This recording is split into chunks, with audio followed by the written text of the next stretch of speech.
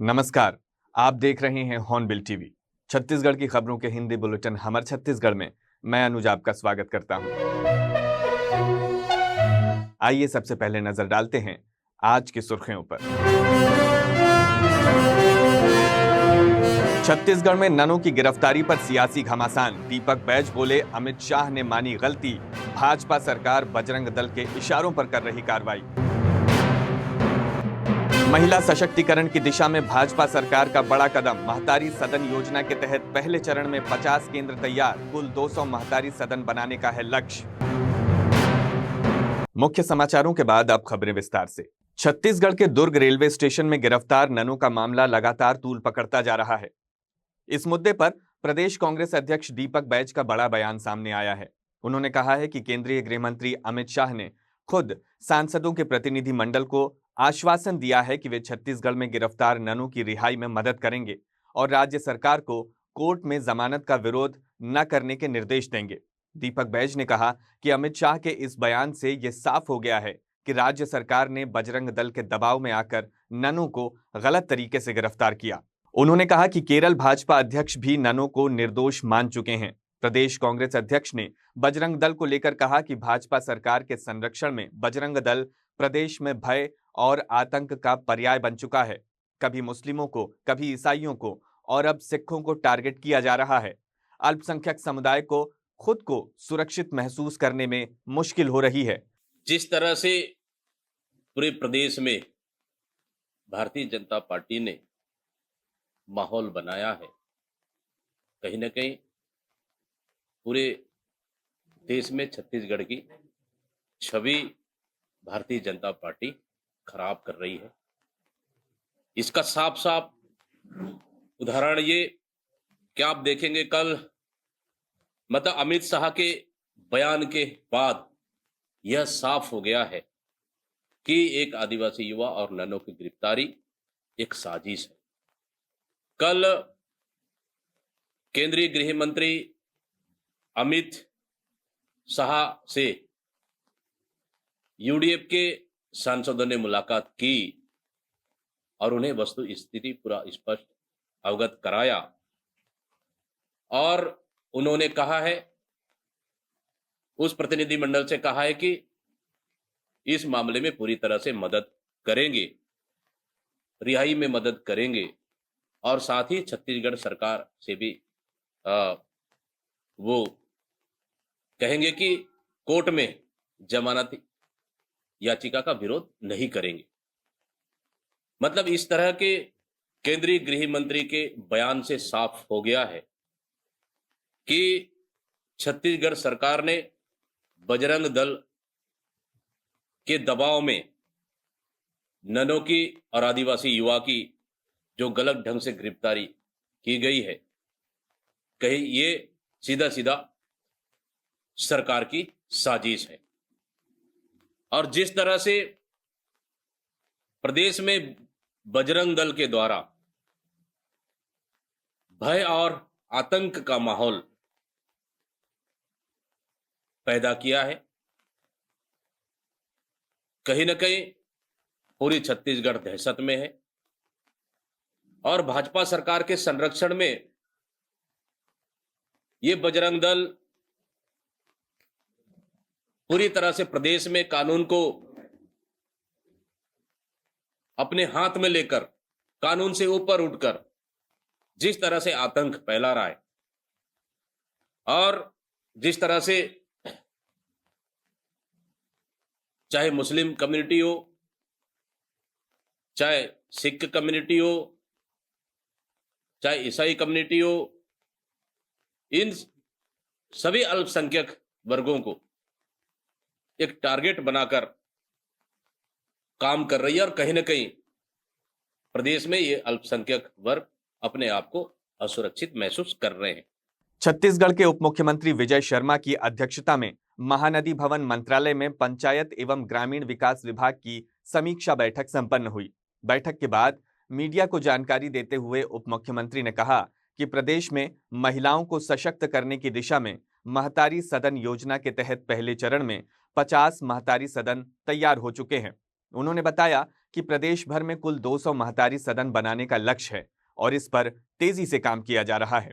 इस दौरान deputy CM Vijay Sharma ने केरल के सांसदों के छत्तीसगढ़ दौरे और प्रदर्शन पर प्रतिक्रिया देते हुए कांग्रेस पर निशाना साधा। उन्होंने कहा कि यदि कांग्रेस प्रदर्शन कर रही है तो ये उनकी मर्जी है, लेकिन न्यायालय में लंबित किसी मामले को लेकर प्रदर्शन कर न्यायिक प्रक्रिया पर दबाव बनाना उचित नहीं है।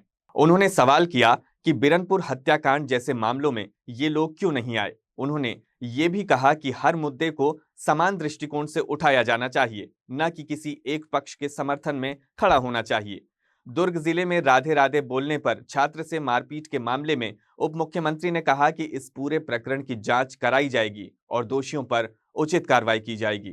पंचायत विभाग में सारे ही तरह के कामों को सुचारू रूप से समय पूर्वक आगे बढ़ाने के लिए और महतारी सदन का पहला फेज बनकर अब तैयार है। माननीय मुख्यमंत्री जी से आग्रह करेंगे कि इसका सर्वप्रथम पहले महतारी सदन प्रदेश में जो बना है उसको लोकार्पित करें और इसके लिए लगभग हमारे 50 महतारी सदन अभी बनकर तैयार होंगे। उसके बाद माननीय मुख्यमंत्री जी से उसका लोकार्पण कराया जाएगा। ये कल की बैठक में हम लोगों ने निर्णय किया है। 200 महतारी सदन हम बनाने की दिशा में है, जो आने वाले 2-3 महीनों में पूर्ण हो जाएंगे और उसके बाद फिर 170 और सदनों को शासन से मंजूरी मिली। इसके साथ ही साथ पंचायतों में निर्विवादित बंटवारा सुचारू रूप से हो जाए। जो पंचायत के सचिव हैं, पंचायत के प्रस्ताव के आधार पर इसका उपयोग करके और अपलोड करें और बाकी का काम फिर पर्ची बनाने का काम और जो नक्शा बटांकन का काम है, ये काम राजस्व विभाग के द्वारा समय पूर्वक किया जाता है। हम लोग अपने पंचायत को इसके लिए जागृत करने के लिए फिर से एक अभियान इसमें शुरू कर रहे हैं ताकि निर्विवादित बंटवारा अब पंचायतों के माध्यम से आगे बढ़े। मैं इससे इनसे पूछता हूँ, बीरनपुर में जब हत्या हुई थी तो नहीं आए थे, ये लोग क्यों नहीं आए थे? इनको आना चाहिए, इनको समान रूप से विषयों को उठाना चाहिए, एक पक्ष पर क्यों खड़े हो? ऐसा करना। बहरहाल मेरा इसमें इतना ही कहना है कि इसको कोई विषय नहीं है, एक पुलिस का प्रकरण बना हुआ है, जमानत की अर्जियां लगी हैं, कोर्ट अपना निर्णय करेगी। आगे आने वाले समय में इसकी जांच पूर्णतः करवाएंगे, कोई संशय नहीं, अच्छी जांच करवा करके परिणाम तक पहुंचेंगे कि क्या स्थिति है। बिलासपुर जिले में हो रही लगातार गौवंश की सड़क हादसों में मौत को लेकर अब मामला राजनीतिक रूप ले चुका है। जानकारी के अनुसार बीते कुछ दिनों में जिले में 100 से अधिक गौवंश की जान सड़कों में हादसों में जा चुकी है, जिससे आक्रोशित कांग्रेस कार्यकर्ताओं ने शुक्रवार को एसपी रजनेश सिंह और कलेक्टर संजय अग्रवाल से मुलाकात कर ज्ञापन सौंपा और गौवंश की सुरक्षा को लेकर ठोस कदम उठाने की मांग की। इस दौरान कांग्रेस ग्रामीण अध्यक्ष विजय केसरवानी ने कहा कि जिले में लगातार गायों की मौत हो रही है, जो अत्यंत दुर्भाग्यपूर्ण है। उन्होंने कहा कि कांग्रेस सरकार के कार्यकाल में गौठान बनाकर गौवंश की देखरेख और उनके चारे पानी की उचित व्यवस्था की गई थी, लेकिन वर्तमान में ये गौठान राजनीति की भेंट चढ़ गए हैं और गौवंश सड़कों पर भटकने को मजबूर हैं, जिससे सड़क हादसों में बढ़ोतरी हो रही है। उन्होंने सुझाव दिया कि प्रशासन को चाहिए कि गौठानों को दोबारा व्यवस्थित किया जाए ताकि गौवंश सड़कों पर न घूमे और हादसों में कमी लाई जा सके। बता दें कि बिलासपुर कलेक्टर ने जिले में धारा 163 लागू कर दी है, जिसके तहत अब गाय मालिकों पर कार्रवाई की जाएगी। इस पर प्रतिक्रिया देते हुए विजय केसरवानी ने कहा कि गाय पालकों पर कार्रवाई कोई समाधान नहीं है, बल्कि प्रशासन को चाहिए कि जन जागरण अभियान चलाकर लोगों को जागरूक करे। जिनके पास जगह नहीं है उनके गांव में ही गौठान बनवाए जाएं। बिलासपुर जिले में जिस तरीके से गायों की मौत हो रही है, गौ माताओं गौवंश की संरक्षण के लिए, गौ माता के संरक्षण के लिए आज हम सब कांग्रेस पार्टी के लोग यहाँ आए हैं। लगातार आप देख रहे होंगे कि चाहे वो एनएच हो, चाहे सड़कें हों, गौ माता की हत्या हो रही है। साथ साथ जो लोग बाइक में जा रहे हैं, आम आदमी भी परेशान है और उसका भी एक्सीडेंट हो जा रहा है। इस परिप्रेक्ष्य में आज हम सभी जो है माननीय जिलाधीश महोदय से मिलने आए हैं और मांग करते हैं कि जो कांग्रेस के शासनकाल के समय गोठान थे, उन गोठानों में राजनीति से परे हटकर उन गोठानों को सुव्यवस्थित सुयोजित करके उनको खाने की व्यवस्था कर दें। वहाँ चरवाहा लगा के अपने CSR मद से वहाँ ड्यूटी लगा दें कि आम जो गाय है, गाय माता है, वो सड़क पर न आ सके, जिससे उनकी भी रक्षा होगी और आम आदमी की भी रक्षा होगी। इस संबंध में आज हम जिला प्रशासन से मिले। कलेक्टर ने एक आदेश जारी किया जिसमें जो गौवंश के जो मालिक हैं उनके ऊपर कार्रवाई होगी। कैसे पहचान हो पाएगी उनकी? क्या कुछ सही मानते हैं इसको? सबसे पहले तो कार्रवाई जो उनने की है, सबसे पहले जन जागरण अभियान करना चाहिए और जन जागरण अभियान के तहत जिला प्रशासन की भी जवाबदारी बनती है कि आइडेंटिफाई कराएं, रेडियम लगवाएं, गौ माता के ऊपर आइडेंटिफाई करके एक जन जागरण अभियान करके। और जब तक आप व्यवस्था नहीं देंगे, एक छोटा आदमी अगर अपने छोटे से घर में रहता है, अगर वो गौ माता उसके घर में नहीं रह पा रही, तो आप व्यवस्था दीजिए ना गोठान की, गांव में दीजिए, गांव व्यवस्थित करिए कि जहां पर सामूहिक रूप से गाय हो सके। एफआईआर करना ही कोई सलूशन नहीं है। सरकार को जब तक अल्टरनेट व्यवस्था नहीं देनी चाहिए, तब तक मैं ऐसा समझता हूँ कि कार्रवाई उचित नहीं। जो गौवंश है, उनको जो मालिक जिनके मालिक है तो सड़क में छोड़ दे, उनको क्या कहना चाहिए? निश्चित रूप से उनको रुकने की, जाने की व्यवस्था तो दीजिए। जो गौवंश को, वो गौवंश गौ माता को एक निश्चित रूप से, जैसे कांग्रेस की सरकार में गोठान की व्यवस्था थी, आप देखेंगे, और आप गोठान के अलावा भी व्यवस्था तो दीजिए। वहाँ उनको चारे की व्यवस्था करिए, वहाँ उनको रहने की व्यवस्था करिए। तो निश्चित रूप से एक समाज को एकत्रित करके, राजनीतिक सिर्फ नहीं, सामाजिक दृष्टिकोण से भी जन जागरण करके भी इसको रोका जा सकता है। रोकना बहुत ज़रूरी भी है, क्योंकि इसमें गौ माता की भी हत्या हो रही है, आम आदमी भी इससे परेशान हो रहा है, उनको भी चोटें लग रही है। बिलासपुर जिले के सरकंडा थाना क्षेत्र में एक चौंकाने वाला मामला सामने आया है, जहां पर पुलिस विभाग में पदस्थ एक आरक्षक पर धोखाधड़ी का आरोप लगा है। ये मामला अन्य धोखाधड़ी के मामलों से अलग इसलिए है क्योंकि आरोपी खुद कानून की रखवाली करने वाला एक पुलिसकर्मी है। जानकारी के अनुसार आदित्य श्रीवास्तव, जो सरकंडा क्षेत्र में रहते हैं, उन्होंने शिकायत दर्ज कराई थी कि आरक्षक श्रीकांत मार्को ने उन्हें पीएचई विभाग में गाड़ी लगवाने का झांसा देकर 2.5 लाख रुपए ऐंठ लिए और उनकी कार लेकर फरार हो गया। आरक्षक ने भरोसा दिलाया कि वो पीएचई विभाग में उनकी जेस्ट कार को स्थायी रूप से लगवा देगा, लेकिन पैसे और गाड़ी लेने के बाद उसने आदित्य का कॉल उठाना ही बंद कर दिया। प्रार्थी की शिकायत पर सरकंडा पुलिस ने आरोपी के खिलाफ मामला दर्ज कर जांच शुरू कर दी है। आरोपी करीब 1 साल से फरार चल रहा है। पुलिस लगातार उसकी तलाश में जुटी रही और अंततः आरक्षक श्रीकांत मार्को को गिरफ्तार कर न्यायिक रिमांड पर जेल भेज दिया गया है। थाना सरकंडा में 1 वर्ष पूर्व 2024 में अपराध क्रमांक 176/24 दर्ज हुआ था, जिस पर आदित्य श्रीवास्तव नाम का प्रार्थी था। उसने बताया था कि पीएचई विभाग में उसकी जेस्ट कार को लगाया जाएगा किराए पर। उसके लिए आरक्षक श्रीकांत मार्को, पूर्व आरक्षक श्रीकांत मार्को ने उससे 2.5 लाख रुपए लिए हैं और उसकी कार को लेकर वो चला गया है। लेकिन उसके बाद से वो उसका फ़ोन भी नहीं उठा रहा था, ना ही उसके द्वारा कार को लगाया गया और ना ही वो रकम वापस की गई, जिस पर से धोखाधड़ी का अपराध उस पर पंजीबद्ध किया गया था। उसे विधिवत रूप से गिरफ्तार किया गया है श्रीकांत मार्को को, और अग्रिम कार्यवाही की जा रही है। रायगढ़ जिले में श्रमिक परिवारों के बच्चों को बेहतर शिक्षा देने और उनके भविष्य को संवारने के लिए श्रम विभाग द्वारा अटल उत्कृष्ट शिक्षा योजना का शुभारंभ किया गया है।